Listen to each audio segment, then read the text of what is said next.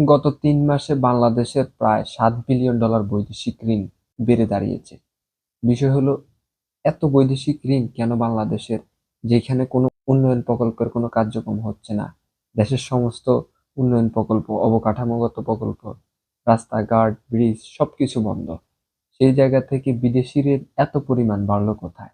যেখানে বাংলাদেশের সবচেয়ে বেশি রেমিটেন্স এখন বর্তমানে আসতেছে। তারপরে যে বাংলাদেশের যে আপনার অর্থনৈতিক যে বিষয়টা, অর্থনীতি এখন বাংলাদেশে দক্ষিণ এশিয়ার সবচেয়ে খারাপ অবস্থানে আছে। এগুলা কেন হলো? এখন কথা হচ্ছে গিয়ে যে এই অর্থনীতির আজকের এই দুরবস্থা, যেখানে বাংলাদেশের একজন সো কল্ড অর্থনীতিবিদ রাষ্ট্রের প্রধান উপদেষ্টা হিসেবে বসে আছে।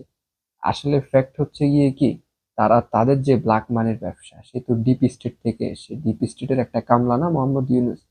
তো সেইখানে হচ্ছে গিয়ে তার যে গ্রামীণ ব্যাংকের যে ব্ল্যাক মানির ব্যবসা, সেই ব্যবসা সে বৃদ্ধি করে যাচ্ছে।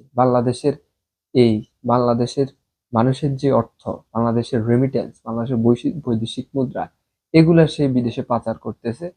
এবং তার যেই উপদেষ্টাগণ, তারাও সেম অবস্থা করতেছে।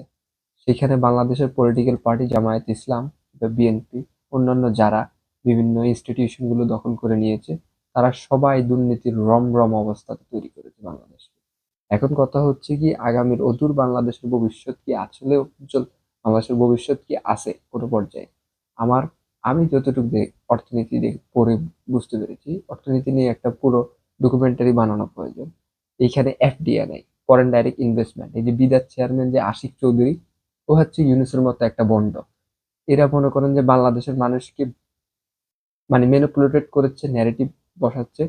এ হচ্ছে গিয়ে তাদের কার্যক্রম। আসলে বাংলাদেশের, যেই দেশে পলিটিক্যাল ইনস্টেবিলিটি নেই, যেটা বাংলাদেশ এখন বিশ্বের বুকে সবার কাছে একটা শত্রুতে পরিণত হয়েছে, কারণ তাদের একপেশিয়া পররাষ্ট্রনীতির কারণে, কারণ সার্বভৌমত্ব হারিয়েছে বাংলাদেশ।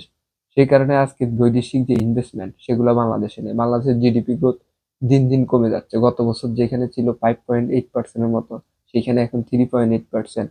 অর্থনীতির ক্রমাগত ক্ষতিকর অবস্থায় যাচ্ছে। গার্মেন্টস গুলো বন্ধ হয়ে যাচ্ছে। বাংলাদেশের সমস্ত সেক্টরে ভয়াবহ অবস্থা, ব্যবসা বাণিজ্যতে, লোকাল থেকে শুরু করে সেন্ট্রাল পর্যায়ে সব জায়গায় একই অবস্থা। তো এগুলো হচ্ছে একটা ধান্দাবাজি। ইউনূসের যে ব্ল্যাক মানি, সে তাহলে আপনাদের কোয়েশ্চেন করা উচিত যে 2009 সালে তাহলে সে কিভাবে ক্লিনটন ফাউন্ডেশনের সবচেয়ে বড় ডোনেটর হয়ে ওঠে? কারণ সে ডিপ স্টেটের একটা কামলা, ডিপ স্টেটের যে ব্ল্যাক মানির ব্যবসা, বিভিন্ন ইনস্টিটিউশন, বিজনেস, কারণ পুরোটা তো তার গ্রামীণ সংস্কার হয়েছে না, সমস্ত লাইসেন্স, গ্রামীণ নাম দিলেই লাইসেন্স। হ্যাঁ, এগুলো হচ্ছে গিয়ে তাদের বিজনেস। তারা হচ্ছে গিয়ে আপনার ব্ল্যাক মানি, হোয়াইট মানির বিজনেস করে বিভিন্ন লিগ্যাল ইনস্টিটিউশনের মাধ্যমে। এটা হচ্ছে গিয়ে ইউনিসের বিজনেস, কারণ সে মার্কিন, ইউএস কংগ্রেস লবিং এর মাধ্যমে তো এখানে বিলিয়ন বিলিয়ন ডলার খরচ করে ক্ষমতা এসছে, এগুলো উঠাতে হবে না তা? এটা হচ্ছে গিয়ে তার পায়দা। এই কারণে বাংলাদেশের রিজার্ভ চুরি হচ্ছে আজকে। গত মানে 3 মাসে $7 বিলিয়ন, বুঝতে পারেন? $7 বিলিয়ন বৈদেশিক ঋণ বেড়েছে। কি করেছে এই টাকা? সে তাকে কোশ্চেন করেন, এই বাটপারকে কোশ্চেন করেন, ডিপ স্টেটের কামলাকে।